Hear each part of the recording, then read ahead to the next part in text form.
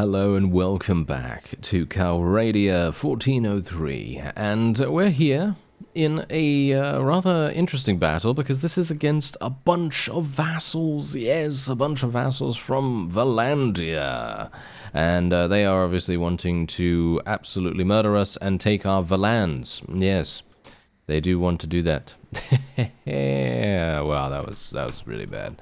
Alright, so we are going to just place these guys around about here. It is nighttime, so I'm not a terribly big fan of that because it is going to make things more difficult for us in general. However, what I'm going to do is I'm going to place my people on a high elevation, and I'm just going to kind of hope that the enemy decides to come over to me. They were not necessarily the aggressors in this case, because I kind of stuck around a little bit too long. I wasn't really intending on attacking them at this exact time, but they just turned around on a dime and decided to engage me. So why not? I'll give them what they asked for, I guess, and let's see what actually happens here. We might be lucky or might not be. Seems to me like they're not actually doing anything, so I'm just going to hold fire for a real quick second. Yeah, they might be. It depends. Yeah, here they come.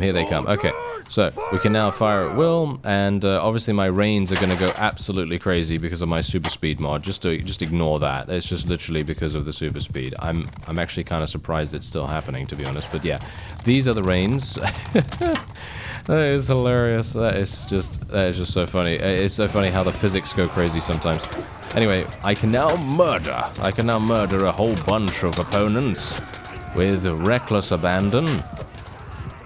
Or I can just, you know, bonk them a little bit and then move on, as you can see. Whoa, that was actually a face hit, and I only did 40 damage? Really? Okay, that is kind of a little bit disappointing, to be honest, but alright, okay. But, yeah, now that they have fully committed to this battle, well, we're gonna see. We're gonna see what happens. I'm pretty sure we're gonna be okay, but I do want to make sure that my horse does not get killed. That is the one thing that we got to be careful of here. Now, if I just take this guy... Yeah, I mean, literally, look at what is happening right now. This is literally because we have so many high-tier troops. I did take a look at their composition beforehand as well, because, of course, that's what you're going to do. You know, you're going to make sure that you have a pretty good chance of achieving victory if you're going to be attacking anyone in particular. And in general, yeah, they only had a bunch of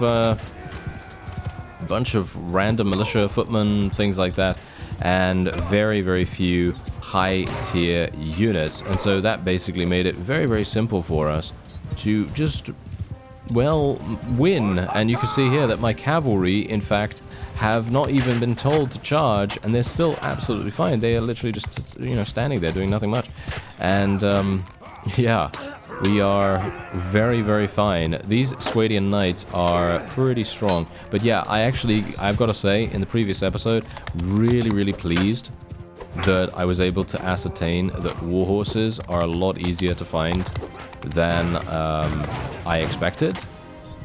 Because obviously, as I said before, it is a little bit of a big... it's a big change, you know? It's a big change what the developers of Bannerlord did back then, where they... split horses into 3 different tiers instead of it just being, you know, two different kinds of horse. I think that was probably one of the best changes they could have made because war horses were extremely difficult to find. So very, very appreciative of that. Anyway, I'm just going to tell all of my forces to charge in here. I think we should be fine. Oh no, they're actually just going to go for a retreat now. As soon as I went for the charge order, they seemed to retreat. That's a bit weird, isn't it? Anyway, there we go. We ended up losing a couple of spearmen, a couple of trained spearmen, and we did get 50 renown. 50 renown is a pretty significant number, so I like that. We're going to take them all prisoner, as you do, you know, as you do. Look at that. Massive amounts of them taken prisoner. And indeed, we can now take Swadian knights, Swadian sharpshooters, and all that wonderful stuff, and we can just leave the rest of them. Now, oh, hello there. Did we just get an upgrade for our armor? Yes, we did. That is amazing. Look at this. Oh, look at how cool we look. We look amazing. Oh, I love it. Alright, so Svala is going to be getting my old armor. It's basically the same exact thing, just, you know, slightly better. And, yeah, I am extremely pleased by this. Okay, I'm thinking, should I... I'm wondering whether we should replace this. It's 138 to 165. The body armor might be useful. She does have a significant amount of body armor already, though. Yeah, no. I think the body armor is absolutely fine, so we're not going to be doing anything with that. Is there anything else here that could be potentially useful? I don't think so, somehow. No. We can just take all of that to sell. Gonna take all of that. I want to make sure that I take all of the loot rather than just the armor, because that's the funny thing. I was sorting by armor only there, and this guy's going to escape, unfortunately. I really would have appreciated not having him escape, but, you know, that's just how it goes. Ah, look at this. We are now making peace with the Saranids, and we're going to be receiving 1900. Yes.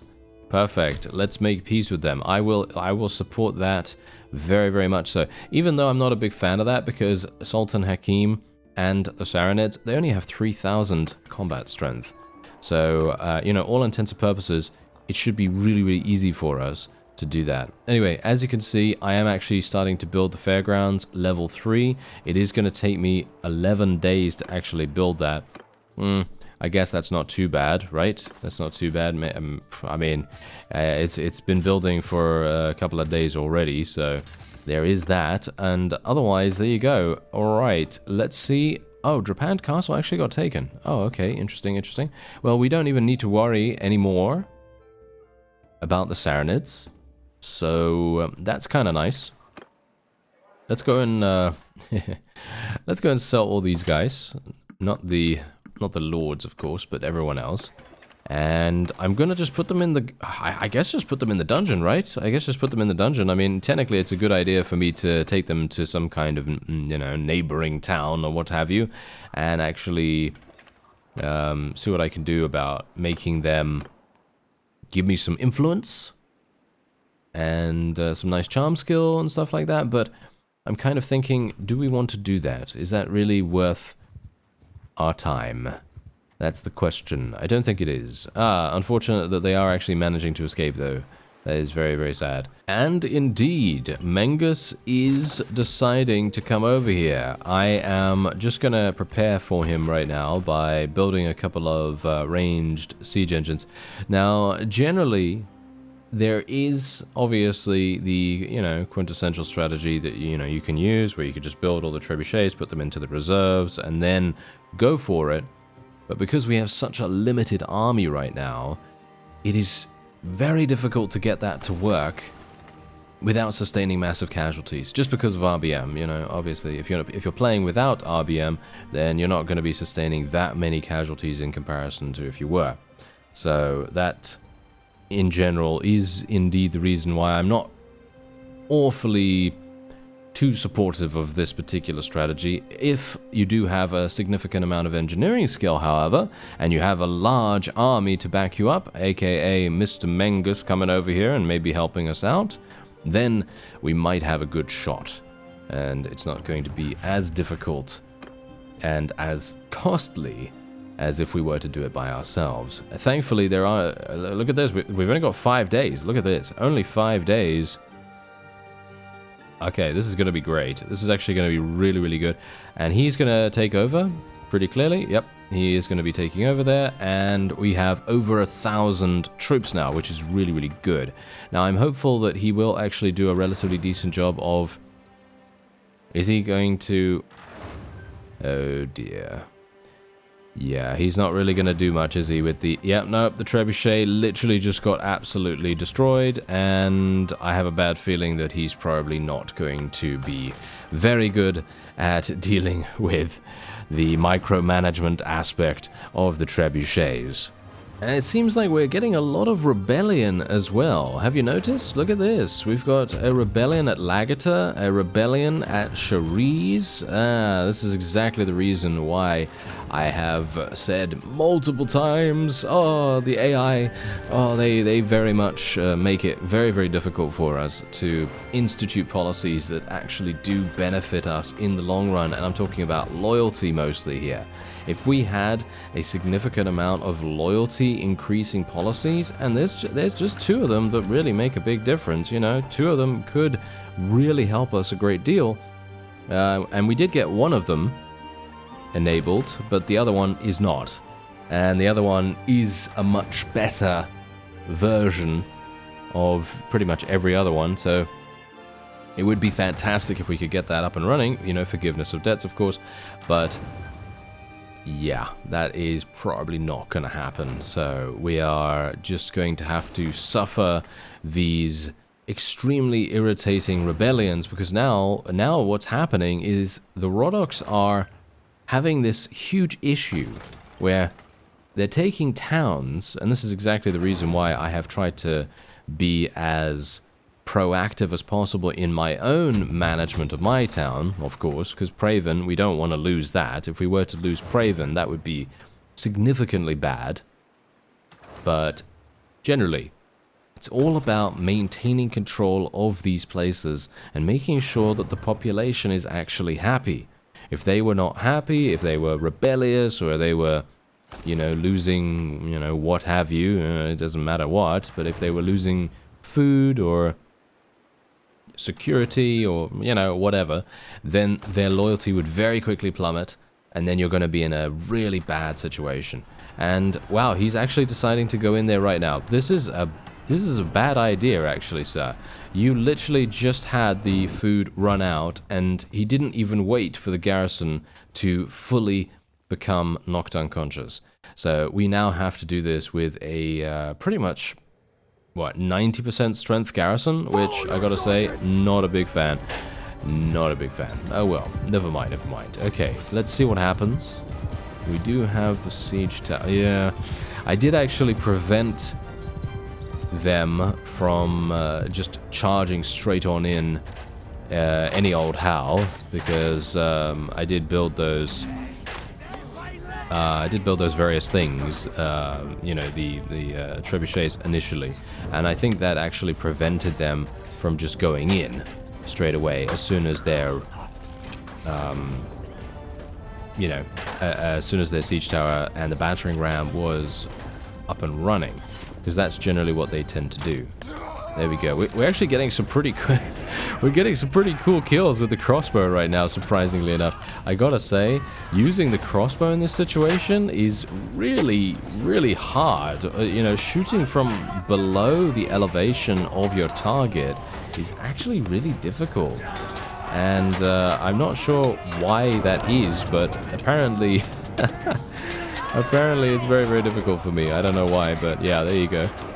It's because there's so much feedback from when you shoot, I guess, something like that. I don't know, but yeah, we've got loads of Swadian knights coming in here for some reason. Why do we have Swadian knights? We're not Swadians, right? No, we're not Swadians. Okay, there must be someone here that's like a Swadian defector or something like that. I don't actually know, but yeah, kind of interesting to see those guys on our side. And now I will be able to murder. Oh no, there's 2 of them. Oh no, I might be okay. I might be okay. Okay, yes, nice block, nice block. Yes, there we go, nice hit, and he's dead, and nice. Alright, yeah, that's absolutely fine. I always find that quite funny as well now. Because of RBM, obviously, it's very difficult to do 2 versus 1 situations. Because, I mean, you've got to think about this. We're not necessarily a superhero, you know? We're not a superhuman fighting machine kind of deal, you know. We are just a regular guy that's just slightly better than regular troops, you know, kind of thing. And that's what RBM generally is tending to stress. And you can see here that I am indeed going to die right now because, again, look at this. I got outnumbered. I got outnumbered, and that is entirely the reason why I got killed there. Because I got overzealous, I got overeager. I decided that I was going to, you know, charge in and randomly run somewhere. I was just having fun. That's the whole point. You know, I was having fun, and I wanted to get embroiled in some more battles on the battlements. But unfortunately, in this case, that was a bit foolhardy, and we got ourselves killed. And here it is. They're coming in through the central gate, and our forces have completely and utterly eliminated the enemy. And we did end up losing 5. We lost 4 Rhodoks sharpshooters and 1 sergeant, but in my opinion, that is absolutely 100% worth it. 25 renown, quite a surprising amount of renown, to be honest, considering we did actually outnumber the opponent quite dramatically. But there you go. I'm very pleased nevertheless. All right, so we're done with that, and we can now make our way onward. Yes, make our way onward. I will go to Drapand Castle after this, I think. I think that's probably the best course of action. I wasn't able to take any vassals prisoner or anything like that, so I just basically sold regular troops to the ransom broker. And we got loads of loot. Because of course we did. And I have 16 people that are wounded right now, but that's actually okay. You know, that's not too bad. And we did get 1 level up. I am going to go back to Rhodoks territory sometime soon, because I do need to resupply. Or, actually, you know what? I'm going to make a brief stopover in Praven right now. And what we're going to do is I need to go into the garrison, because we actually have a bunch of troops in here that are just random units that were placed in here after we initially took it, of course. And I'm going to... not sure if I want sharpshooters. I think I basically just want veteran crossbowmen at this point. And I also, of course, want to get regular Rhodoks as well. But unfortunately, there doesn't seem to be any melee Rhodoks. They're just mostly ranged troops, which is a little bit unfortunate for me personally. I would prefer infantry in this case. I think that would make much more sense for us, but I guess it doesn't really matter too much. Let's just sell everything that we can here. I don't know whether I can... nope, it doesn't look as though I will be able to do everything, but that's okay. Alright, so Drapand Castle, let's do it. We've got 9 wounded. Not sure if that's a particularly good idea, but let's see. Ooh, can I... okay. Very unfortunate, very unfortunate. I was kind of hoping that we would be the ones to get the ownership of Uxkhal, because I'm pretty sure I'd do a much better job than anyone else here. Not because I'm anything special, but just because the AI is a little bit weird sometimes. And you can see exactly what is going to happen here. Look at the loyalty. Look at the loyalty problem. Yeah. Might be a bit of an issue. Alright, well, I'm gonna just vote for the king, so that I get a little bit of relation with him, and that's it. Not for no other reason, because I'm not sure if I'd spent more influence, whether he would have had an opportunity to even gain control of that, but I guess it doesn't really matter too much. Okay, let's go in and take Drapand Castle, or at least I am going to go in and take Drapand Castle, because we've already taken this once before in the series. Okay, so it looks as though our AI friends have taken Veron Castle, and once again I am literally just going to abstain from the vote. There's no real reason for me to vote on anything at this point. I should probably just try to save up my influence as much as I possibly can, because there are going to be a couple of, well, potentials that we might be able to actually institute properly. Well... I say well, and you know, I'm kind of thinking to myself, well, what is actually going to be good for us? Maybe grazing rights. I mean, this is not gonna work, as you can quite clearly tell. 0% support, highly unlikely here. Settlement loyalty increased by 0.5. This is not really that good either, because of the daily health production being reduced by 0.25. But again, it's just all about getting that loyalty. Forgiveness of debts would solve that in one fell swoop. Unfortunately, that doesn't happen. I don't know why. I have no idea what the AI is thinking when they disagree on that. And I guess that just goes to show, just create your own faction, you know? If you create your own faction, you're going to have basically no opportunity for anyone to disagree with you at that point.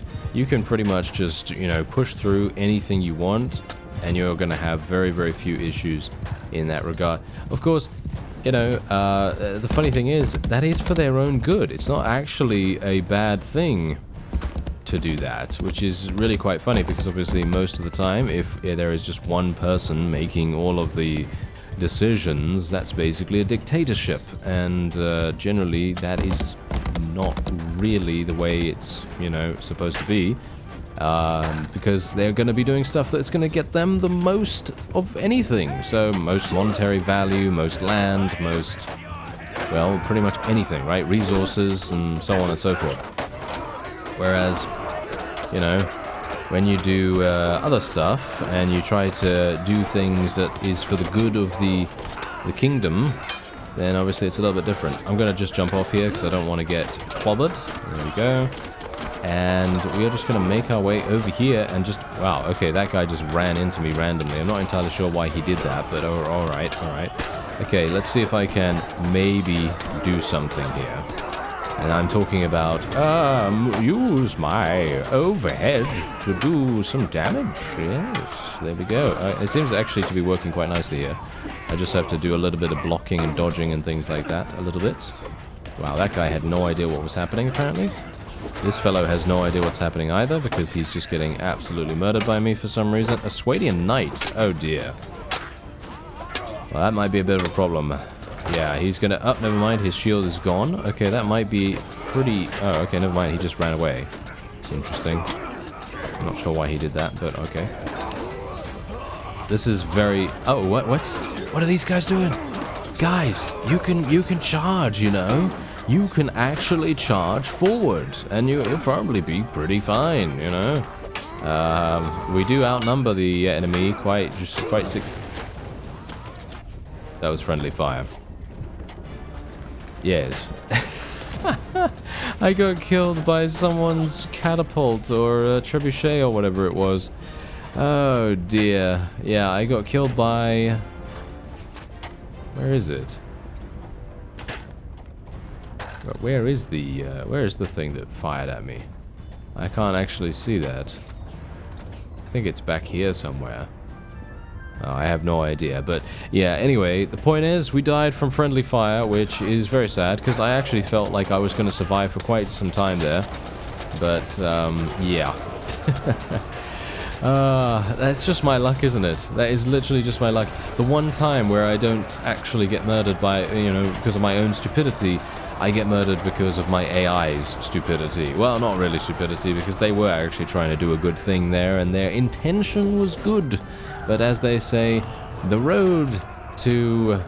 what is the saying again? The road to Calradia is paved with the blood of Butterlords. I know what the saying is, I'm just making a joke, but yeah, there you go. Anyway, we are done. We're done here, which is actually pretty nice. I did starve them out, by the way, or at least I was attempting to starve them out by myself, and then our allies came along and they decided to help me out a little bit here, which I do appreciate, but I think I probably would have been fine anyway. But we did end up losing quite a few sergeants, sharpshooters, etc., because of course that's just how things are going to be. Sieges, battles of this magnitude that are large, they are just going to get, you know, you're going to lose people, you know, you're just going to lose people. That's just how it is. Anyway, 28 renown, 30 influence, not bad. My influence is a little bit low for my liking, though. I feel like I'm not getting as much influence as I potentially should or could be, and so I think what I'm going to do is next time we have the ability to do so, I'm probably going to be speccing or trying to spec into some kind of perk that is going to provide me with slightly more influence. I think that's probably going to be relatively useful. Now, there are a lot of people escaping from Praven at the moment, which is not exactly good, but, you know, that's just how things go. And, yeah, this guy is literally just getting every single thing awarded to him, which is hilarious. I'm not entirely sure why that is, but I am going to spend 60 influence just getting a little bit of relation with him, just purely so that in the future, maybe he's going to support me with some kind of vote. And funnily enough, that's not really the point, you know. I don't really care about that, to be honest. That's the funny thing. Anyway, let's have a look here. 20% a relationship bonus when you pay more than the minimum amount in barters. Okay, I got a question. If you've been playing Bannerlord recently, have you actually participated in any barter with any lord whatsoever that has actually resulted in anything good happening? With the exception of obviously you using everything has a price. Because of course everything has a price is the quintessential barter perk, and it is absolutely fantastic. If you have enough money, that is. If you have enough money. It is fundamentally broken, though, that system, in my opinion, but I'm not going to get into that right now. But I'm asking you, have you actually bartered with anyone to gain relation with them? Because a 20% relationship bonus, I always feel is, well, who cares? I feel like that doesn't really do anything that much. Anyway, I'm going to take good-natured, because 100% influence return when a supported proposal fails to pass. That's obviously fantastic. That's, in my opinion, extremely, extremely good. Anyway, I think we'll probably go for another point in roguery skill here, and I think I will probably go for another point in cunning. And there we have it. All right. Not too bad, not too bad. Okay, so what we're going to do is I am literally probably just going to go back to Rhodoks territory, hire a couple of people, and then I am most likely just going to spend a little bit of time fighting some Sea Raiders and leveling them up somewhat, because we have lost quite a few sergeants and various other high-tier troops, and it would be quite nice to get at least a couple of veteran spearmen and trained spearmen. And as you can see, there are 2 Sea Raider hideouts right here, and I'm pretty sure they're going to have a massive amount of Sea Raiders in that area. Alright, so we do have a perk in Tactics Skill to spend, mostly because I have been doing a couple of auto-resolve fights just to get, you know, some quick experience versus the Sea Raiders that I told you about earlier. Anyway, 10% damage in snowy and forest regions when troops are sent to confront the enemy, or 5% damage in plains, steppes, and deserts. I think we're probably going to be doing mostly forest, so I'm going to go for extended skirmish, but both of these are relatively decent, you know, they're not too bad. And we're going to be fighting this guy. This guy is right next to a town that I was actually thinking of besieging. I did try to go into a town just now, just to see how much food they had available. They had 22 days. Yes, they had 22 days. That is absolutely abysmal for us. So I am probably not going to be attacking that particular town, but I will be trying to attack the other one closest to it. Hopefully we'll be able to find something that will be relatively, you know, good opportunity for us, maybe. Now, if I can, let me actually just see here. Are these guys actually going to play defensively? Yes. They are. Okay, so they're going to play super defensively. That means I need to... Wow, these guys are playing so defensively in actual fact that they are indeed making their way all the way to the incredibly far reaches of this battlefield. Okay, that's not exactly great, but okay. Interesting. I don't know why they would do this, but sure. I can imagine this would be an absolute pain if I did not have super speed right now. Can you imagine? You know, having your entire troop run from point A to point B, where B is literally 5,000 miles away? Yeah, I mean, really, come on now. That is absolutely insane. Alright, well, thankfully it does seem as though we are hopefully going to be okay in just a moment. And... yeah, thank you. Yes, the cavalry just came up and just, you know, tried to poke me a little bit. That's not exactly pleasing. Thank you. Yeah, it's not exactly pleasing. Oh, this guy only has recruits. I didn't even realize what he had. He basically just came out of the nearby town because I think he saw that I was attempting to besiege the other town, and he wanted to try to interfere or maybe, you know, assist someone that decided to come up and do damage to us or whatever. I don't know, like, you know, he was obviously doing something untoward against us, and so I was like, okay, well, we're gonna just fight him then. He decided to fight some bandits just beforehand, which is hilarious, because that actually slowed him down, because he was attempting to run away, but then he went into a battle against some bandits, and that caused him to enter the disorganized state, as you might expect. And indeed, that is what killed him. So, yeah, he can, I suppose, thank himself, because otherwise he would have been able to escape pretty easily. Anyway, that is indeed a victory for us. Super, super simple, of course, because, let's face it, this guy was out of his league. He was so far out of his league, we didn't even take any casualties, but we still gained 8.5 renown. That's a significant amount, by the way. That's a lot, surprisingly. All right.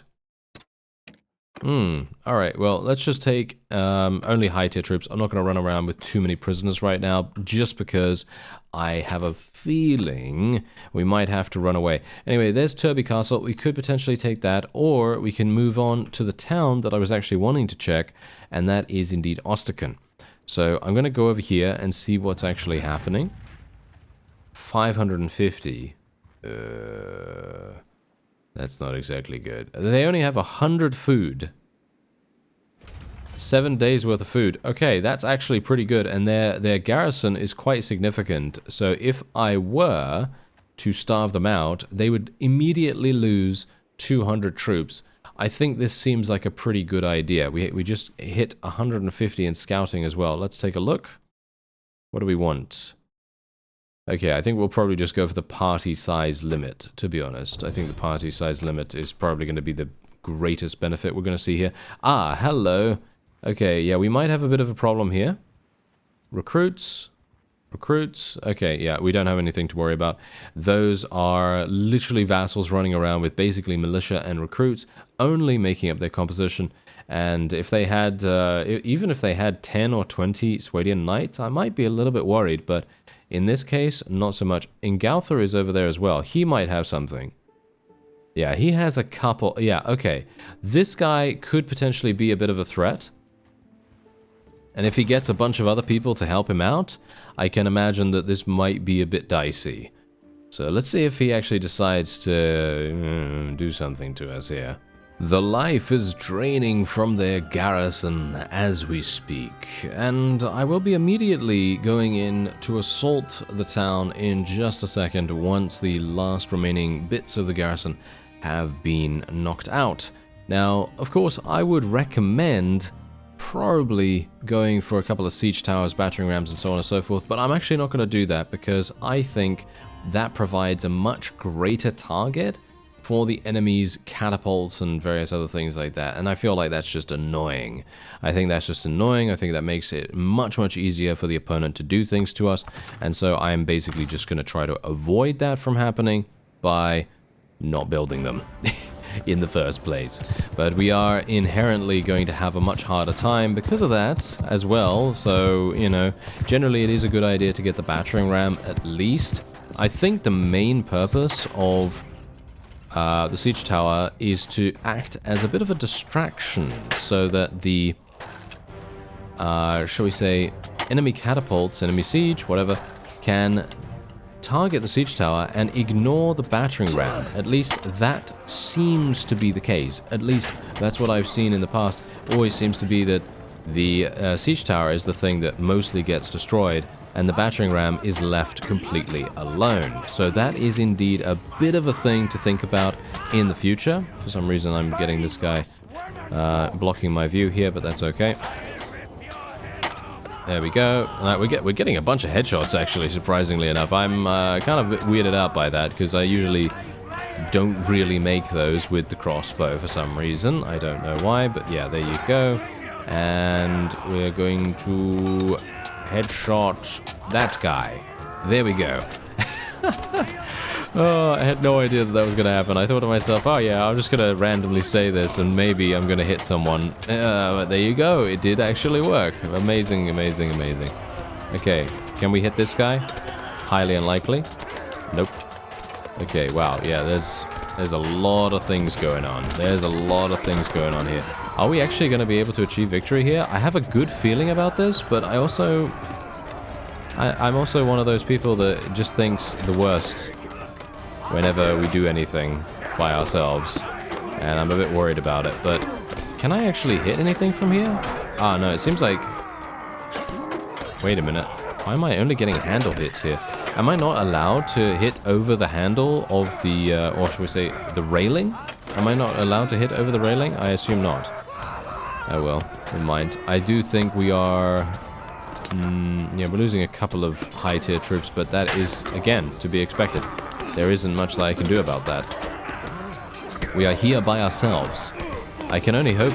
You know, if they don't give this to me, or if I'm not on the ticket for this, I'm going to be a little bit annoyed, to be fair. You know, because we are the only... Oh, that's one of mine. Never mind. Sorry, friend. Alright, yeah, so the point is, if they don't give this to me, I'm going to be a little bit irritated, because we did do this by ourselves, and I gotta say, I actually quite like this strategy. I think this strategy is decent, and is probably actually, maybe even, the best strategy for RBM. When it comes to sieges, if you don't have a massive army. If you have a massive army and you don't care about losing a couple of random units, then that's obviously fine and dandy. The thing is, whenever you lose someone due to siege bombardment, it's always random which troops you're going to lose. And you could theoretically lose, you know, I don't know, 3 to 4 Rhodoks sergeants or 3 to 4 sharpshooters. And what? We just got 296 renown? What? How did we get 296 renown from this? I literally didn't do anything. This was probably this is a pretty easy siege, all things considered. But we got 296 renown for this, and we also gained clan tier 4 as a result. That is insane. I wasn't expecting that. I wasn't expecting any amount of renown like that. I was expecting a small... like, I don't know, 60 renown or something along those lines. I wasn't expecting anything insane, but apparently we got that. Okay, that's pretty crazy. So, let's sell everything that we can then, I guess. I'm gonna get these guys. I might as well just get the man-at-arms and the Swadian knights and things like that, because why not? And then I'll sell the rest. There you go. 6 points of roguery for... 400 troops. For 400 troops, that is quite funny. Alright, so yeah, we got a load of loot. So I could just get rid of all of this, and this is literally going to bankrupt the marketplace instantaneously, basically. There you go. And I'm just going to wait here for a little bit of time. I'm going to assume that the enemy is going to come along and try to retaliate. Oh, they're doing it. They're giving it to me. Yes. Okay, here we go. We are going to get our second fief. This is fantastic. Okay, I'm going to actually just vote for this guy, because I wouldn't mind getting a Yeah, I wouldn't mind getting a little bit of relation with him. Because I believe I actually had negative relation with him up until this point. But yeah, we now have this as well. We now have a second town, which is actually really, really nice. Unfortunately for me, however, I am going to have to sort it out. Oh, it has great things already built. Look at that. It already has... fairgrounds built, which is absolutely amazing. And we are basically just going to try and rectify the food situation first. That's going to be the main problem here. Orchards needs to be built. That's going to take me 20 days. We might need to get our governor over here to actually help us out. Anyway, that's going to be it for this episode. I thank you very much for watching, and I'll see you next time.